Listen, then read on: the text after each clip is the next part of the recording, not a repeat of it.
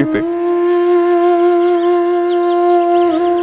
ನಿನ್ನನ್ನು ಸದಾ ಅಕ್ಕರೆಯಿಂದ ಕಾಣುತ್ತಿದ್ದ ತಂದೆಯವರು ನಿನ್ನ ಮಾವ ದಶರಥ ಮಹಾರಾಜ ಇನ್ನಿಲ್ಲ.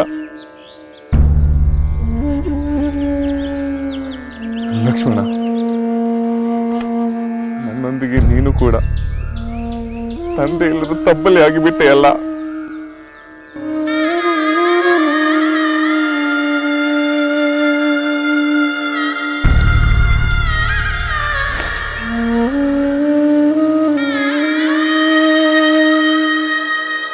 ಲಕ್ಷ್ಮಣ, ಹಿಪ್ಪೆಯ ಕಾಯಿಂದ ಸಿದ್ಧಪಡಿಸಿದ ಹಿಂಡಿಯನ್ನು, ಮಡಿಯಾದ ನಾರು ವಸ್ತ್ರವನ್ನು ತೆಗೆದುಕೊಂಡು ಬಾ. ತಂದೆಯವರಿಗೆ ಜಲತರ್ಪಣವನ್ನು ಸಲ್ಲಿಸಲು ನಾವು ನದಿಗೆ ಹೊರಡೋಣ.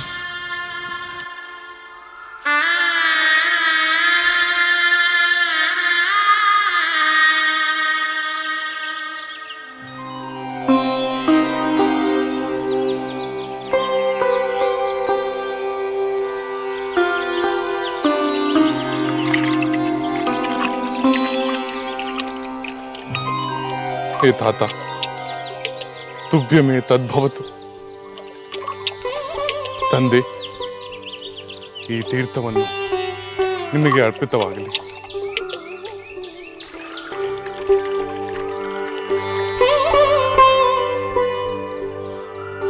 ರಾಜಶ್ರೇಷ್ಠನೇ, ನಾನು ಸಮರ್ಪಿಸುವ ನಿರ್ಮಲವೂ ಕ್ಷಮರಹಿತವೂ ಆದ ಈ ಜಲತರ್ಪಣವು ನಿಮಗೆ ಪಿತೃಲೋಕದಲ್ಲಿ ದೊರಕಲಿ.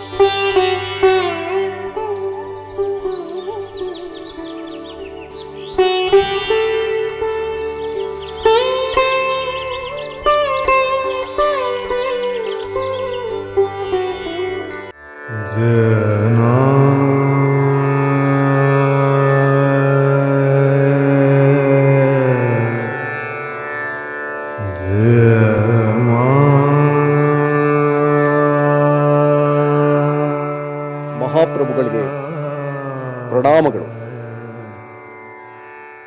ಅಮಾತ್ಯರೇ, ವಿಷಯವೇನಾದರೂ ತಿಳಿಯುತ್ತೆ?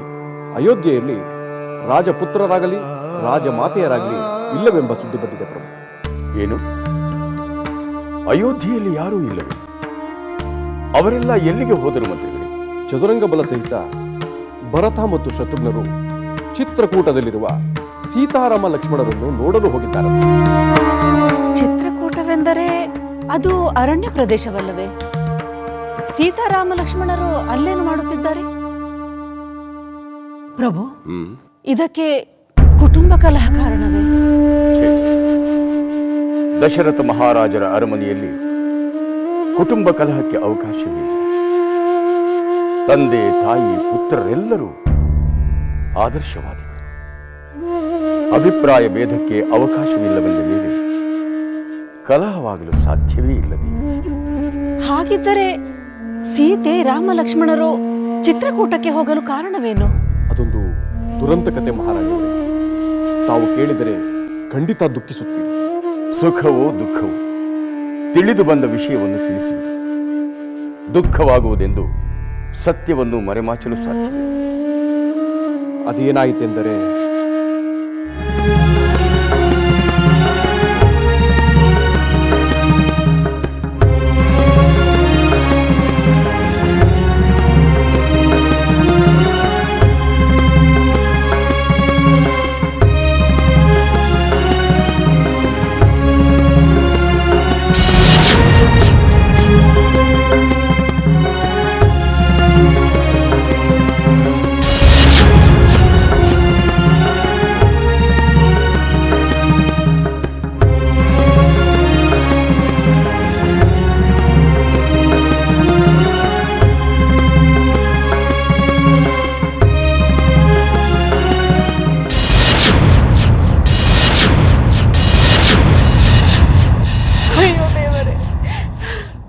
ಇದೆಂಥ ಅನ್ಯಾಯ!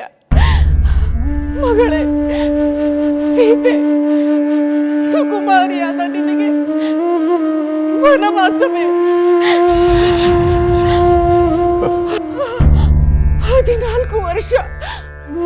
14 ವರ್ಷಗಳ ಕಾಲ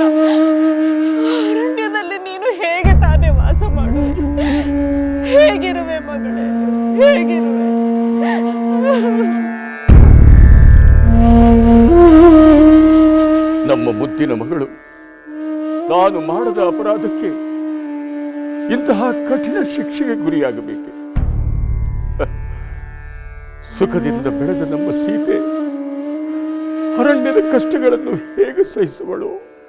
ಅಯ್ಯೋ ಮಹಾಪ್ರಭು, ನಾನೀಗಲೇ ಸೀತಾರಾಮರನ್ನು ನೋಡಲೇಬೇಕು. ಇಲ್ಲದಿದ್ದರೆ ನನ್ನ ಜೀವ ನಿಲ್ಲುವುದಿಲ್ಲ ಪ್ರಭು. ದೇವಿ, ನಾವು ಕೂಡಲೇ ಚಿತ್ರಕೂಟಕ್ಕೆ ಹೊರಡೋಣ. ಅಮಾತ್ಯರೇ, ಸೈನ್ಯಕ್ಕೆ ಸಿದ್ಧಪಡಿಸಿ. ಅಪ್ಪಣೆ ಪ್ರಭು.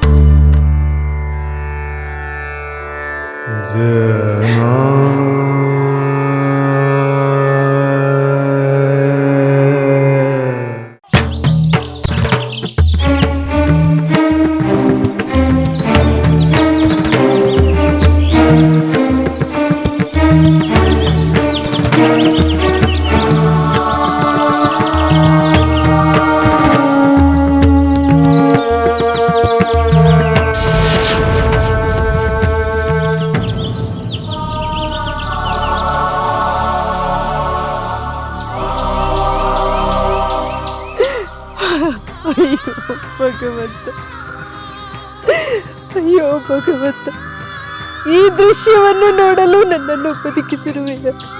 ಚಿನ್ನ ಬೆಳ್ಳಿಗಳಿಂದ ಕೂಡಿದ, ಅಮೃತ ಶಿಲೆಯ ಹಾಸುಗಲ್ಲುಗಳಿಂದ ಕೂಡಿದ ಅರಮನೆಯಲ್ಲಿ ವಾಸಿಸಬೇಕಾದ ನನ್ನ ಪುತ್ರ ಇಂದು ದೀನನಂತೆ ಈ ಚಿಕ್ಕ ಕುಟೀರದಲ್ಲಿ ವಾಸಿಸುವಂತಾಯಿತಲ್ಲ. ಇದನ್ನು ನೋಡಲು ನಾನು ಬದುಕಿರುವೆನಲ್ಲ. ಅಕ್ಕ, ಸಮಾಧಾನ ಮಾಡಿಕೊ. ನಾವೀಗ ಬಂದಿರುವುದು ರಾಮಚಂದ್ರನನ್ನು ನೋಡುವುದಕ್ಕೆ, ಅವನ ಈ ದುಸ್ಥಿತಿಯನ್ನು ಕಳೆದು ಅವನನ್ನು ಮರಳಿ ಅಯೋಧ್ಯೆಗೆ ಕರೆದೊಯ್ಯುವುದಕ್ಕೆ. ದುಃಖ ನಿವಾರಣೆಯ ಸಂದರ್ಭದಲ್ಲಿ ಸಂಕಟ ಪಡಬಾರದು. ಸಮಾಧಾನ ಮಾಡು. ನಿನ್ನ ಮಾತು ನಿಜ ಸುಮಿತ್ರೆ, ನಿನ್ನ ಮಾತು ನಿಜ.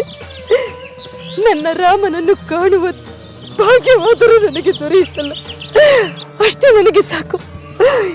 ಅದು ನನಗೆ ಸಾಕು.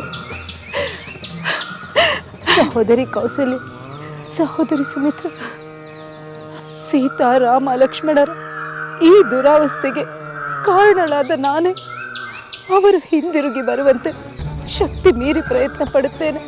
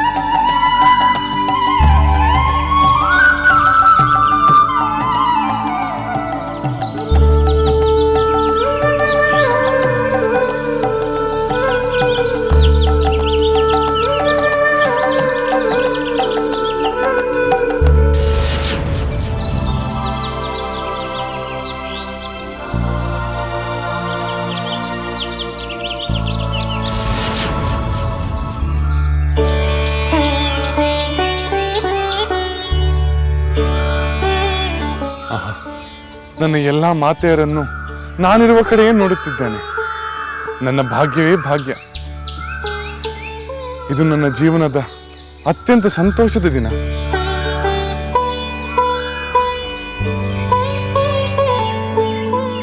ರಾಮ, 14 ವರ್ಷಗಳು ನಿನ್ನನ್ನು ಕಾಣುವುದೇ ಇಲ್ಲ ಎಂದುಕೊಂಡಿದ್ದೆ.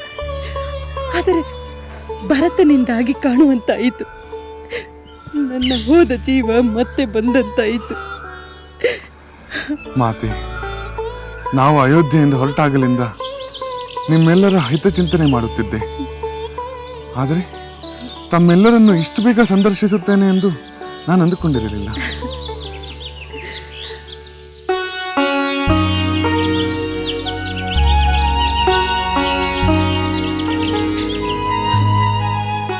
ಲಕ್ಷ್ಮಣ, ವನವಾಸಕ್ಕೆ ಬರುವ ಅನಿವಾರ್ಯತೆ ನಿನಗಿಲ್ಲದಿದ್ದರೂ ಸೋದರನ ಪ್ರೇಮಕ್ಕಾಗಿ ನನ್ನ ರಾಮನನ್ನು ಹಿಂಬಾಲಿಸಿಕೊಂಡು ಬಂದೆ. ರಾಮನ ಸೇವೆಗೆ ನೀನಾದರೂ ಇರುವೆಯಲ್ಲ ಎಂಬ ಸಮಾಧಾನ ನನಗಿದ್ದರೂ ಊರ್ಮಿಳೆಯನ್ನು ನೆನೆಸಿಕೊಂಡರೆ ನನಗೆ ದುಃಖವಾಗುತ್ತದೆ. ಮಾತೆ, ನಿಮ್ಮ ಕ್ಷೇಮಕ್ಕಾಗಿ ಅಯೋಧ್ಯೆಗೆ ಮರಳು ಎಂದು ರಾಮಚಂದ್ರ ಹೇಳಿದರು. ಅದನ್ನು ಕೇಳದೆ ನಾನು ಇಲ್ಲೇ ಉಳಿದು. ನಿನ್ನ ನಿರ್ಧಾರ ಸರಿಯಾಗಿದೆ ಕುಮಾರ. ನಮ್ಮ ಕ್ಷೇಮಕ್ಕಾಗಿ ಅರಮನೆಯಲ್ಲಿರುವುದಕ್ಕಿಂತ ಸೀತಾರಾಮರ ಕ್ಷೇಮಕ್ಕಾಗಿ ನೀನು ಅರಣ್ಯದಲ್ಲಿರುವುದೇ ಸರಿ.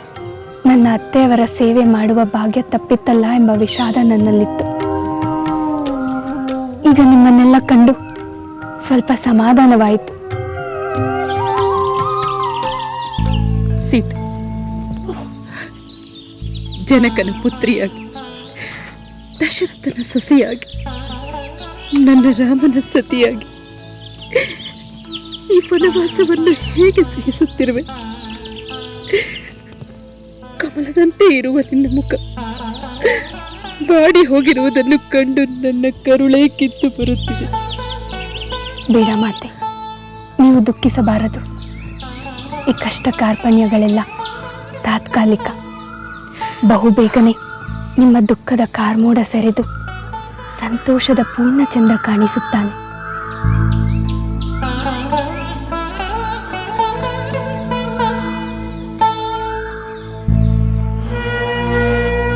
ಮಾರೀಚ, ಮಹಾಪ್ರಭು, ನನಗೆ ಅಚ್ಚರಿಯಾಗುತ್ತಿದೆ.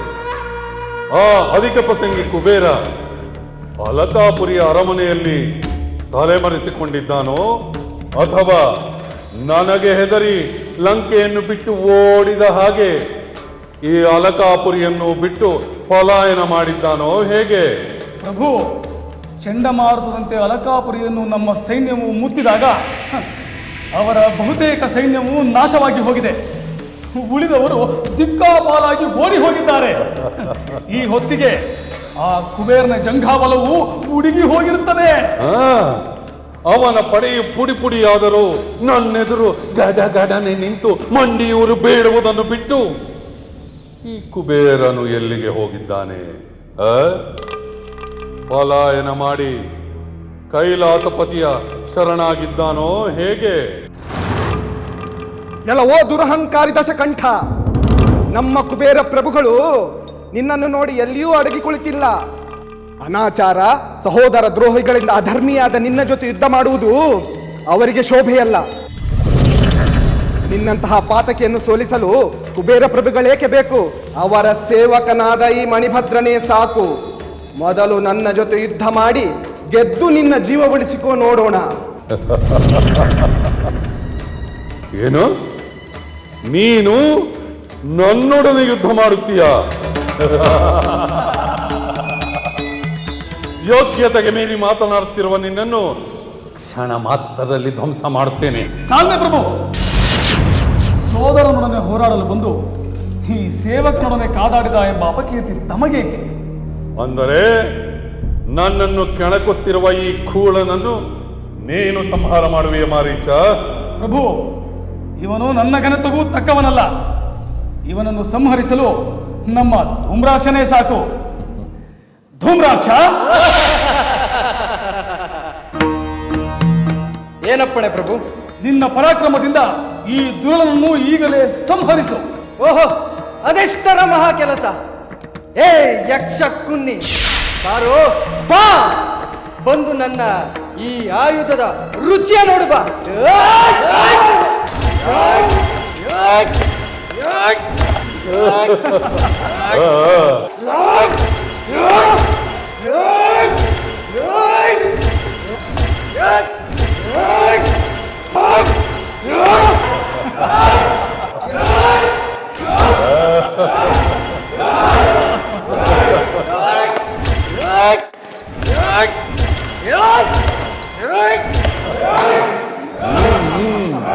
ಭಲೆ ಭಲೆ.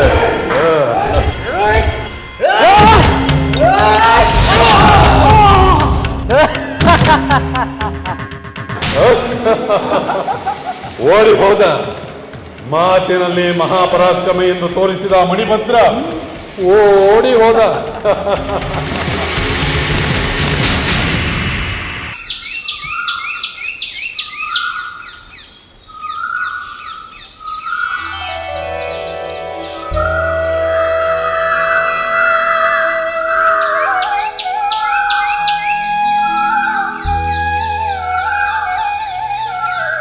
ರಾಮಚಂದ್ರ, ದಶರಥ ಮಹಾರಾಜನು ನಿನ್ನ ಪಟ್ಟಾಭಿಷೇಕ ಮಾಡಬೇಕೆಂದು ನಿರ್ಧರಿಸಿದಾಗಲೇ ಕಿರಿಯ ಮಹಾರಾಣಿ ಕೈಕೇಯಿ ಬಗ್ಗೆ ಎಚ್ಚರಿಕೆ ನೀಡಿದ್ದೆ.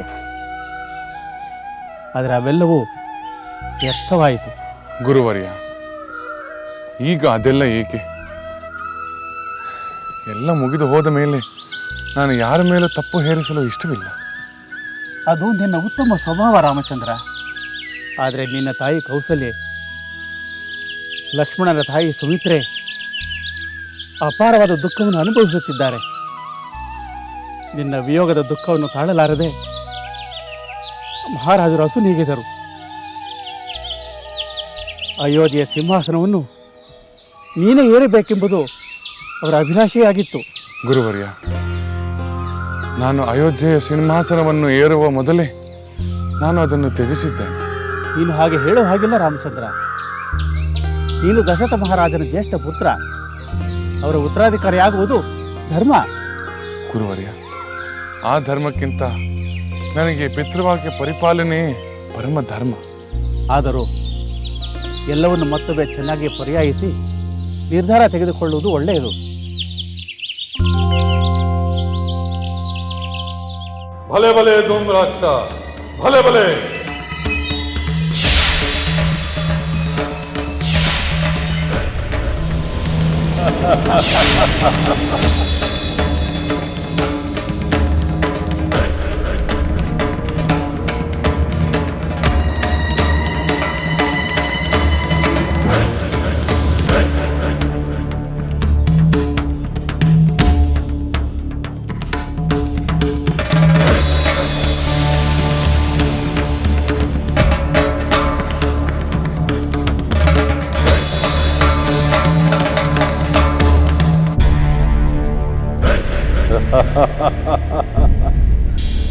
ಎಲ್ಲವೋ ಕುಬೇರ, ನನ್ನ ದೃಷ್ಟಿಗೆ ಇಡೀ ಸೃಷ್ಟಿಯೇ ಗಾಢ ಗಾಢ ನಡುಗುತ್ತದೆ. ಅಂದ ಮೇಲೆ ನಿನ್ನ ದೃಷ್ಟಿ ನನಗೇನು ಮಾಡಬಲ್ಲದು?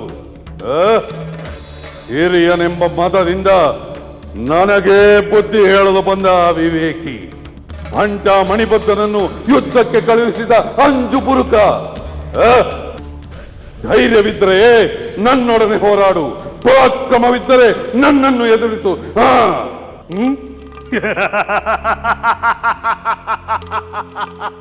ಎಲ್ಲವೋ ದುಷ್ಟದ ಶಕಂಠ, ಪರಾಕ್ರಮವಿರುವುದು ಅನಾಚಾರ ಅತ್ಯಾಚಾರಗಳಿಗಲ್ಲ, ದುಷ್ಟ ಸಂಹಾರಕ್ಕೆ, ಧರ್ಮ ರಕ್ಷಣೆಗೆ. ನನ್ನ ಪಾಲಿಗೆ ನೀನೇ ದುಷ್ಟ. ನಿನ್ನನ್ನು ಸಂಹರಿಸುವುದೇ ನನ್ನ ಧರ್ಮ. ಎಲವ ಮೂಢ, ನಿನ್ನ ದುಷ್ಟತನವನ್ನೇ ಧರ್ಮವೆಂದು ತಿಳಿದಿರುವ ನಿನ್ನ ಅವಿವೇಕತನಕ್ಕೆ ಏನು ಹೇಳಲಿ? ರಾವಣ, ನಿನ್ನ ಶೌರ್ಯ ಪರಾಕ್ರಮ ವರ ತಪಸ್ಸು ಈ ನಿನ್ನ ದುರಹಂಕಾರದ ಜ್ವಾಲೆಯಲ್ಲಿ ದಹಿಸಿ ಹೋಗುತ್ತವೆ. ಮುಚ್ಚು ಬಾಯ್, ನಾನು ನಿನ್ನ ಉಪದೇಶ ಕೇಳಲು ಬಂದಿಲ್ಲ. ಎಲೋ ರಾವಣ, ಜ್ವರ ಬಂದವನಿಗೆ ನೊರೆ ಹಾಲು ರುಚಿಸುವುದಿಲ್ಲ. ನೊರೆ ಹಾಲು ಕುಡಿಯಲು ನಾನೇನು ಹಸುಗೂಸಲ್ಲ. ನಿನ್ನ ಬಿಸಿ ನೆತ್ತರು ನನಗೆ ರುಚಿಸುತ್ತದೆ. ದಶಕಂಠ, ಈಗಲಾದರೂ ಎಚ್ಚೆತ್ತಿಕೋ. ನಾನು ಅಜಯನೆಂಬ ಅಹಂಕಾರವನ್ನು ಬಿಟ್ಟು ಬಿಡು. ಅಧರ್ಮ ಎಂತಹ ಅಜಯನನ್ನು ಇಲ್ಲವಾಗಿಸುತ್ತದೆ. ಅಧರ್ಮವನ್ನೇ ನೀನು ಅಪ್ಪಿಕೊಂಡರೆ ಅದರ ದುಷ್ಟ ಫಲಗಳನ್ನು ನೀನೇ ಉಣ್ಣಬೇಕಾಗುತ್ತದೆ. ಮುಗಿಯಿತೋ ಅಥವಾ ಇನ್ನೂ ಇದೆಯೋ? ಯುದ್ಧಕ್ಕೆ ಬಂದವನಿಗೆ ಬುದ್ಧಿ ಹೇಳುವುದು ಹೇಡಿಗಳ ಲಕ್ಷಣ. ನಿನ್ನ ಒಣ ಮಾತುಗಳು ಯುದ್ಧವನ್ನು ಜಯಿಸುವುದಿಲ್ಲ ಕುಬೇರ. ಅದು ನನಗೂ ಗೊತ್ತಿದೆ ದಶಕಂಠ. ನಾನು ನಿನ್ನ ಸಹೋದರನೆಂದು ಬುದ್ಧಿ ಹೇಳಲು ಬಂದನೆ ಹೊರತು ಕೈಲಾಗದ ಹೇಡಿ ಅಲ್ಲ ನಾನು. ಮತ್ತೆ ಹೇಡಿ ಅಲ್ಲ ಬಂದ ಮೇಲೆ ಯುದ್ಧಕ್ಕೆ ಸಿದ್ಧನಾಗು. ರಾವಣ, ಅಹಂಕಾರದ ಅತ್ಯುನ್ನತ ಶಿಖರಕ್ಕೇರಿರುವ ನಿನ್ನೊಡನೆ ಇನ್ನು ಮುಂದೆ ನನ್ನ ಆಯುಧಗಳು ಮಾತನಾಡುತ್ತವೆ.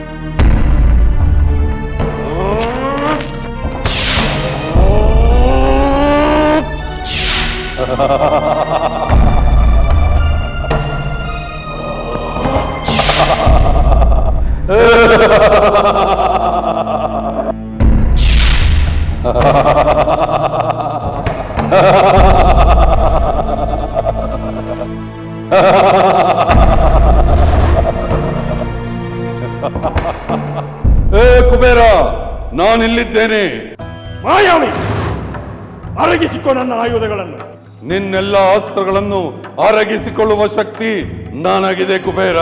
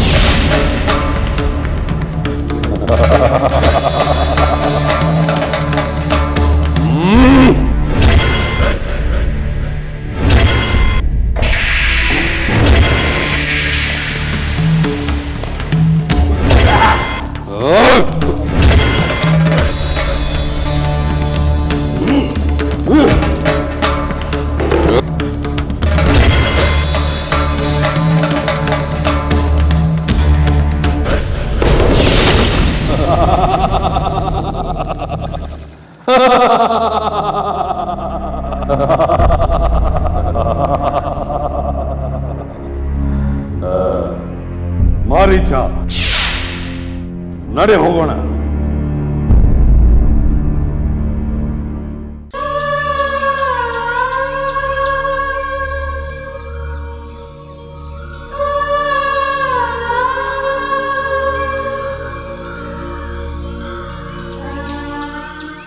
ಮಾತೆ,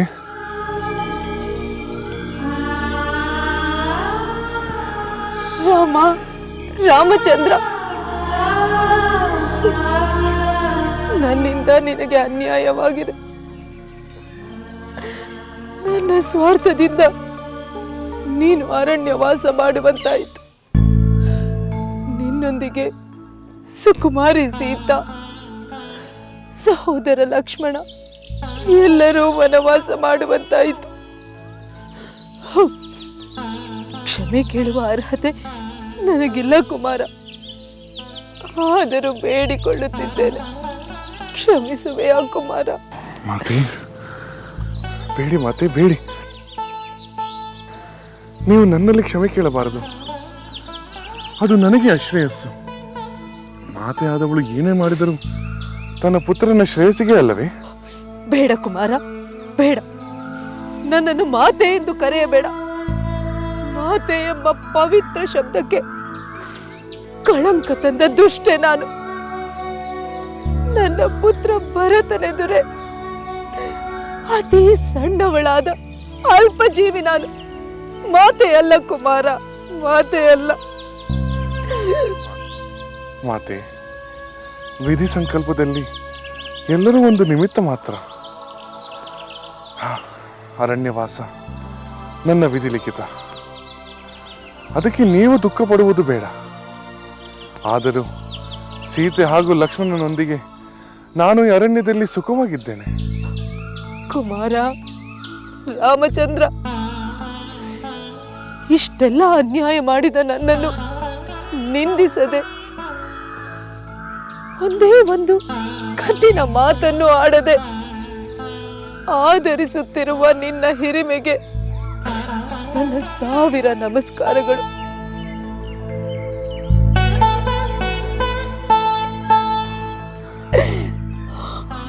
ಆದರೂ ಕುಮಾರ, ನನ್ನ ಬಗ್ಗೆ ನನಗೆ ಜಿಗುಪ್ಸೆಯಾಗುತ್ತಿದೆ.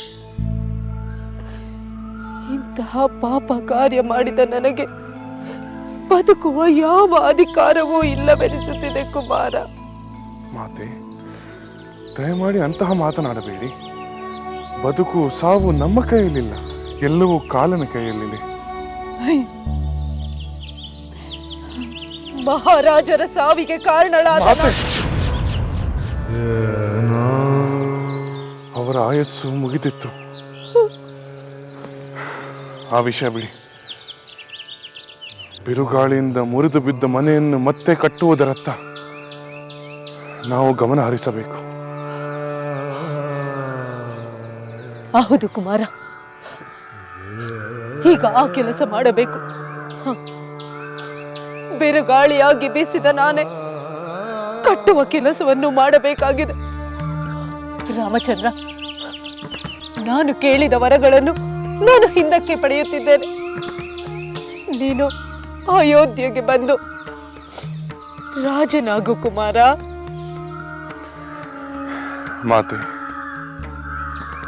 ನನ್ನ ತಂದೆಯವರು ಕಾಲಾಧೀನರಾಗಿರಬಹುದು. ಅವರ ದೇಹ ಅಗ್ನಿಯಲ್ಲಿ ಲೀನವಾಗಿರಬಹುದು. ಆದರೂ ನಾನು ಅವರಿಗೆ ಕೊಟ್ಟ ಮಾತು ಎಂದು ಬದಲಾಗುವುದಿಲ್ಲ. ರಾಮಚಂದ್ರ, ನನ್ನ ಕಾರಣದಿಂದ ನೀನು ಅರಣ್ಯವಾಸ ಮಾಡಬೇಕಾಯಿತು. ಈಗ ನಾನೇ ಹಿಂದಿರುಗಿ ಬಾ ಎಂದು ಕೇಳುತ್ತಿದ್ದೇನಲ್ಲ. ಮಾತೆ, ರಾಮನ ಬಾಣವು ಹುಸಿಯಾಗುವುದಿಲ್ಲ, ಅವನು ಕೊಟ್ಟ ಮಾತು ಹುಸಿಯಾಗುವುದಿಲ್ಲ. ನೀವು ನಿಶ್ಚಿಂತೆ ಎಂದಿರಿ.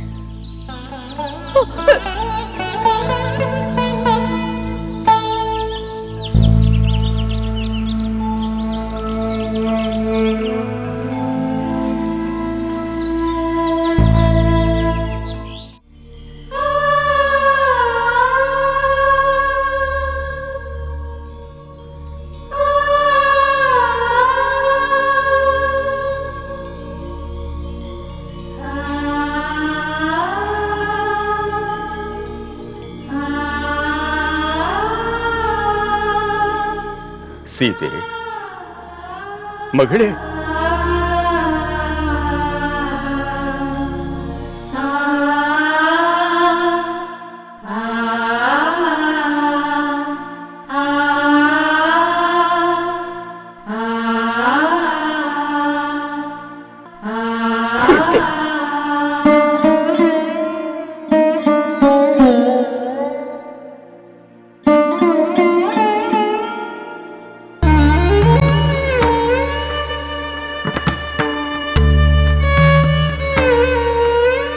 ತಂದೆ, ಮಾತೆ, ಕುಳಿತುಕೊಳ್ಳಿ.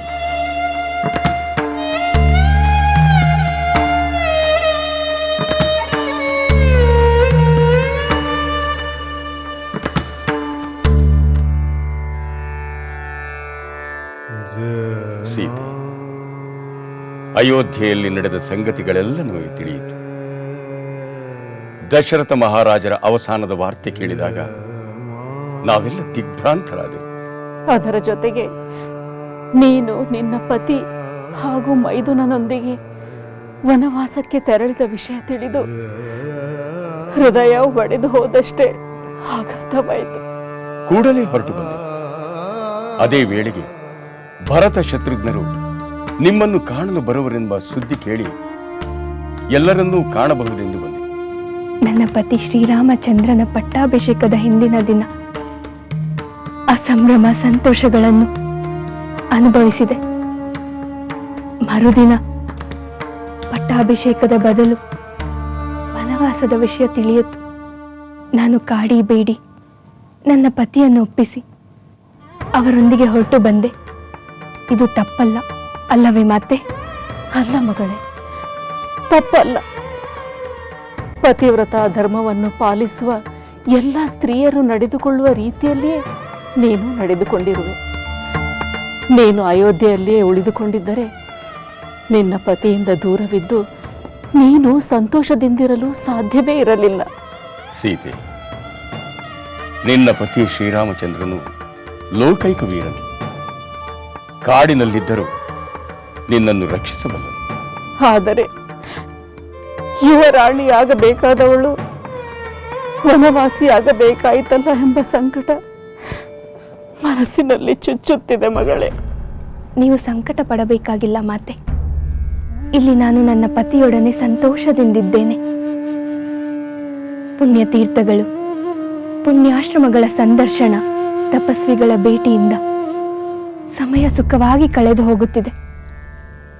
ನಮಗೆ ಯಾವ ತೊಂದರೆಯೂ ಆಗದಂತೆ ಲಕ್ಷ್ಮಣ ಸದಾ ನಮ್ಮ ಸೇವೆಗೆ ಕಟಿಬದ್ಧನಾಗಿದ್ದಾನೆ. ನನಗೆ ಇನ್ಯಾವ ಚಿಂತೆ? ನಿನ್ನ ದೃಢ ಮನಸ್ಸು, ಪತಿಭಕ್ತಿಯನ್ನು ಕಂಡು ನಮಗೆ ಅತೀವ ಸಂತೋಷವಾಗಿದೆ. ಯಾವುದೇ ಕಳವಳವಿಲ್ಲದ ನಿನಗೆ ನಾವು ಸಮಾಧಾನದ ಮಾತನಾಡುವ ಯಾವ ಕಾರಣವೂ ಇಲ್ಲ. ಹೌದು ಮಗಳೇ, ನಿನ್ನನ್ನು ಸಂತೈಸಲು ಬಂದ ನಮ್ಮನ್ನು ನೀನೇ ಸಂತೈಸುವಂತಾಯಿತು. ನಿನ್ನ ಪತಿಭಕ್ತಿಯು ನಿನ್ನನ್ನು ಕಾಪಾಡಲಿ, ನಿನ್ನನ್ನು ಕಾಪಾಡಲಿ.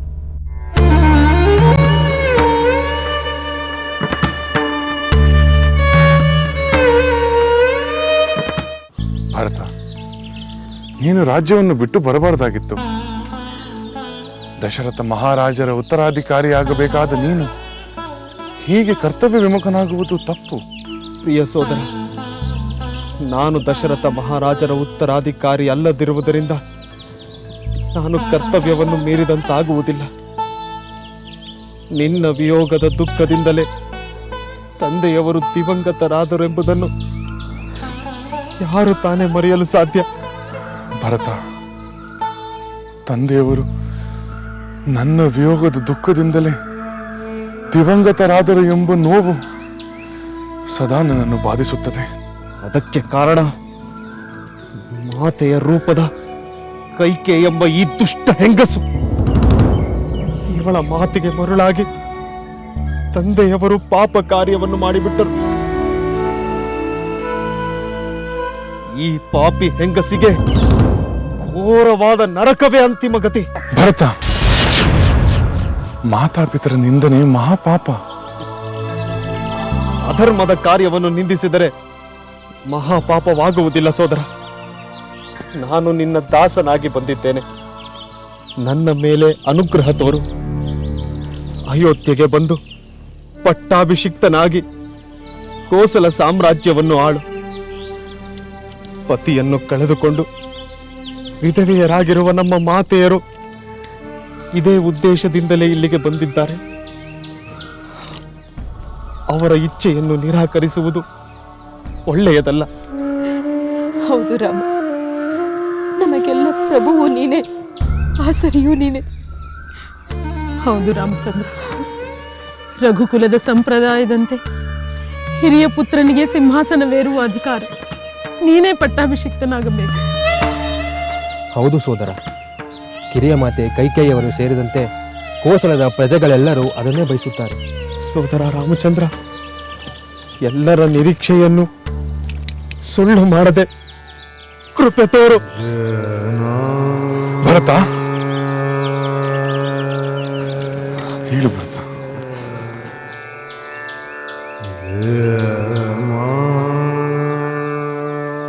ಭರತ, ನೀನು ಹೇಳಿದ ಎಲ್ಲ ಮಾತುಗಳನ್ನು ನಾನು ಸಮಾಧಾನದಿಂದ ಕೇಳಿದೆ.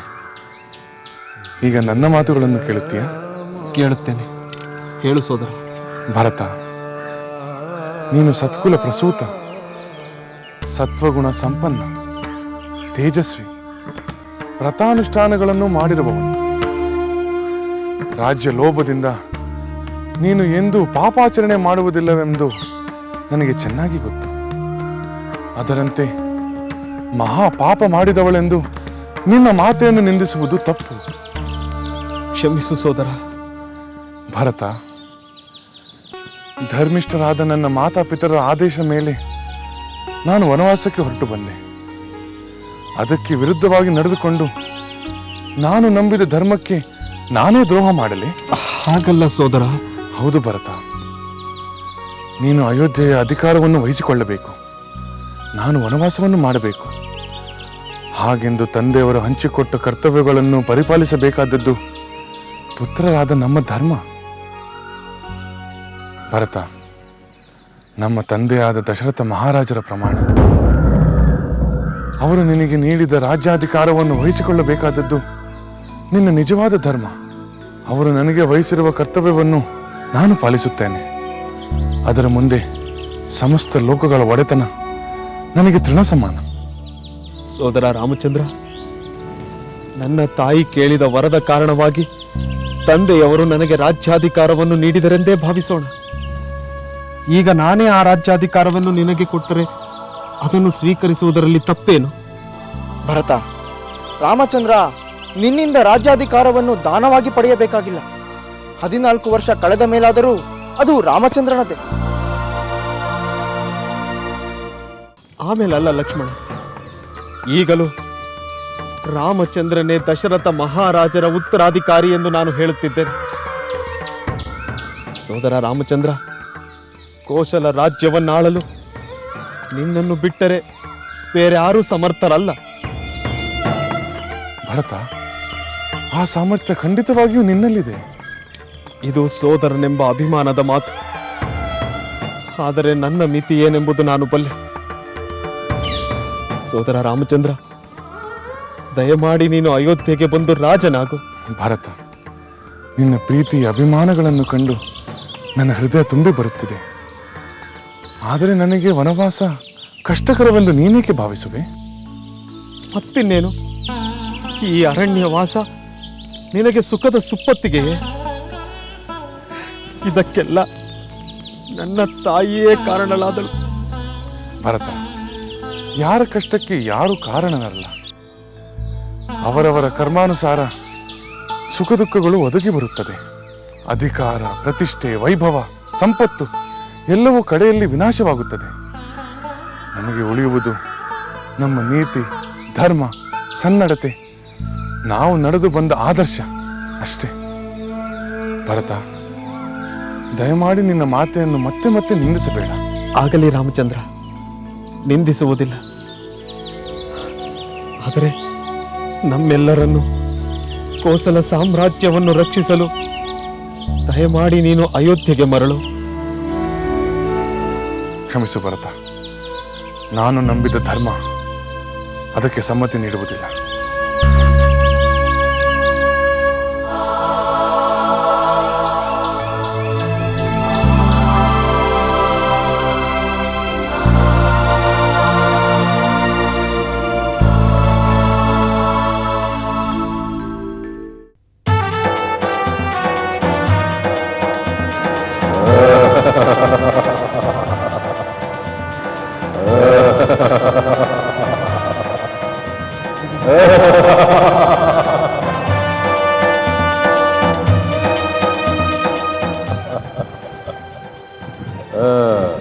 ಮಾರೀಚ, ಆ ಹೇಳಿ ಕುಬೇರ ಓಡಿ ಹೋದ.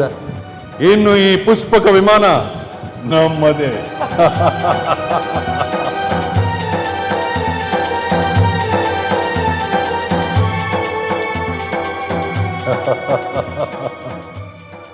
ಆಹಾ ಮಾರೀಚ, ಈ ಬೆಳ್ಳಿ ಬೆಟ್ಟಗಳ ಸೌಂದರ್ಯ ಎಷ್ಟು ರಮಣೀಯವಾಗಿದೆ.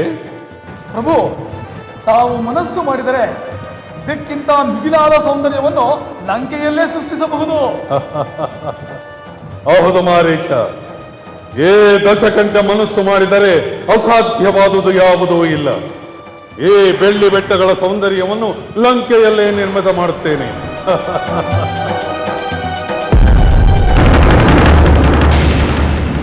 ಮಾರೀಚ, ಈ ಪುಷ್ಪಕ ವಿಮಾನ ನಿಲ್ಲಲು ಕಾರಣವೇನು? ನನಗೂ ಅದೇ ತಿಳಿಯುತ್ತಿಲ್ಲ ಪ್ರಭು. ನಾನೀಗ ಇದರ ಒಡೆಯ ಹೇಳಿದಂತೆ ಕೇಳುವುದು ಇದರ ಗುಣ. ಆದರೂ ನಿಂತಿತೇಕೆ? ಪ್ರಭು, ಏನೋ ಕಾರಣವಿರಬಹುದು.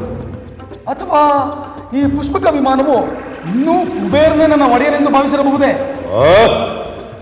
ಹಾಗೊಂದು ವೇಳೆ ಭಾವಿಸಿದ್ದಲ್ಲಿ ಈ ಕ್ಷಣದಲ್ಲೇ ಇದನ್ನು ಧ್ವಂಸ ಮಾಡುತ್ತೇನೆ.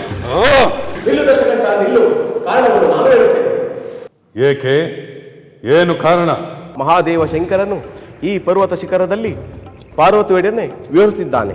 ದೇವ, ದಾನವ, ಯಕ್ಷ, ಗಂಧರ್ವ ಯಾರೇ ಆದರೂ ಇತ್ತ ಕಡೆ ಸಂಚರಿಸುವ ಹಾಗಿಲ್ಲ. ಏ ರಾವಣನನ್ನು ತಡೆಯುತ್ತಿರುವ ಉದ್ಭಟ, ನೀನು ಯಾರು? ನಾನು ಶಂಕರನ ಕಿಂಕರ ನಂದೀಶ. ಶಂಕರನ ಕಿಂಕರ? ಏ ದಶಕಂಠ ರಾವಣನನ್ನು ಆ ಶಂಕರನು ಕೂಡ ತಡೆಯಲಾರ. ಕೆಲವೋ ರಾಕ್ಷಸ ಧಾಮ ದೇವದೇವನಾದ ಶಂಕರನನ್ನು ಯಾರೆಂದು ಲಘುವಾಗಿ ಪರಿಗಣಿಸುತ್ತಿರುವೆ? ಮೂರ್ಖ, ಮೊದಲು ಇಲ್ಲಿಂದ ತೊಲಗಿ ಪ್ರಾಣ ಉಳಿಸಿಕೋ. ಶಂಕರನು ಕೆರಳಿದರೆ 3 ಲೋಕಗಳು ಸುಟ್ಟು ಭಸ್ಮವಾಗುತ್ತದೆ. ನಾನು ಕೆರಳಿದರೆ ಆ ಶಂಕರನು ವಿಹರಿಸುತ್ತಿರುವ ಈ ಪರ್ವತವನ್ನೇ ಕಿತ್ತೆಸೆಯುತ್ತೇನೆ.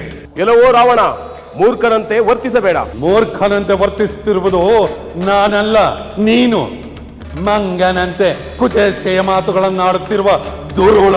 ಕೆಲವೋ ದುರಂಕಾರಿ, ನನ್ನನ್ನೇ ಮಂಗನೆಂದು ಹೀಯಾಳಿಸಿದಲ್ಲವೇ? ಆ ಮಂಗನ ಮುಖದ ವಾನರೇ ನಿನ್ನ ಅಪಜಯಕ್ಕೆ ಕಾರಣವಾಗಲಿ. ಆ ವಾನರ ಶಕ್ತಿಯ ಪರಾಕ್ರಮಗಳಿಂದ ನಿನ್ನ ಲಂಕೆಯನ್ನು ನಾಶವಾಗಲಿ. ಅದೇ ನಿನ್ನ ಸಂಹಾರಕ್ಕೆ ಸೇತುವಾಗಲಿ. ರಾಮಚಂದ್ರ, ಲಕ್ಷ್ಮಣ,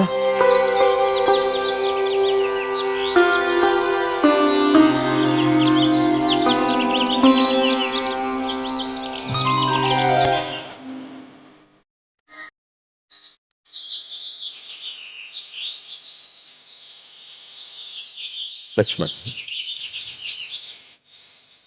ಮಂಗಳವಾಗಲಿ.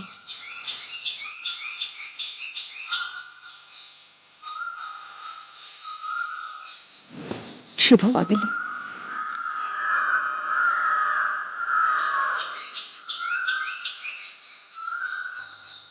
ಮಾವನವರೇ, ಅತ್ತೆಯವರೇ, ನಿಮ್ಮಿಬ್ಬರ ಆಗಮನದಿಂದ ನನಗೆ ಬಹಳ ಸಂತೋಷವಾಗುತ್ತಿದೆ. ಅರಮನೆಯಲ್ಲಿ ನಿಮ್ಮ ಪ್ರಿಯ ಪುತ್ರಿ ಸೀತೆ ಸುಖದಿಂದಿರುವಳೆಂದು ಭಾವಿಸಿದ್ದ ನಿಮಗೆ ಈಗ ನನ್ನೊಂದಿಗೆ ಈ ಅರಣ್ಯದಲ್ಲಿ ವಾಸಿಸುತ್ತಿರುವಳೆಂದು ತಿಳಿದು ನಿಮಗೆ ಸಂಕಟವಾಗುವುದು ಸಹಜ. ನಿಜ ರಾಮಚಂದ್ರ, ಮಗಳ ಕಷ್ಟವನ್ನು ಕಂಡು ಯಾವ ತಂದೆ ತಾಯಿಯಾದರೂ ಸಂಕಟ ಪಡುವುದು ಸಹಜ ತಾನೆ. ಆದರೆ ನಮ್ಮ ಪುತ್ರಿಯಾದ ಸೀತೆಯು ನಿನ್ನನ್ನು ಅನುಸರಿಸಿ ಕಾಡಿಗೆ ಬಂದು ಒಳ್ಳೆಯ ಕೆಲಸವನ್ನೇ ಮಾಡಿದಳೆಂದು ನಮ್ಮ ಭಾವನೆ. ರಾಮಚಂದ್ರ, ಅರಣ್ಯದಲ್ಲಿದ್ದರೂ ನನ್ನ ಪುತ್ರಿ ತನ್ನ ಪತಿಯೊಂದಿಗೆ ಸಂತೋಷದಿಂದಿದ್ದಾಳೆ. ಅದಕ್ಕಿಂತ ಬೇರೆ ಸಂತೋಷ ಇನ್ನೇನಿದೆ? ಲಕ್ಷ್ಮಣ, ನಿನ್ನ ಸೋದರ ವಾತ್ಸಲ್ಯ ಬಹಳ ದೊಡ್ಡದು. ಆದರೆ ಇದರಲ್ಲಿ ನಮ್ಮ ಪುತ್ರಿಯಾದ ಊರ್ಮಿಳೆಯ ತ್ಯಾಗವೂ ಇದೆ. ಹೌದು, ನಮ್ಮ ಮಾತೆಯವರ ಕ್ಷೇಮಕ್ಕಾಗಿ ಅವಳನ್ನು ಅರಮನೆಯಲ್ಲೇ ಬಿಟ್ಟು ಬರಬೇಕಾಯಿತು.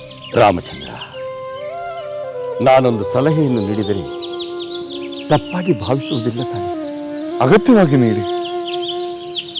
ತಂದೆಯವರನ್ನು ಕಳೆದುಕೊಂಡ ನಮಗೆ ಈಗ ನೀವೇ ಪಿತೃ ಸಮಾನರು, ನೀವೇ ನನಗೆ ಮಾರ್ಗದರ್ಶಕರು.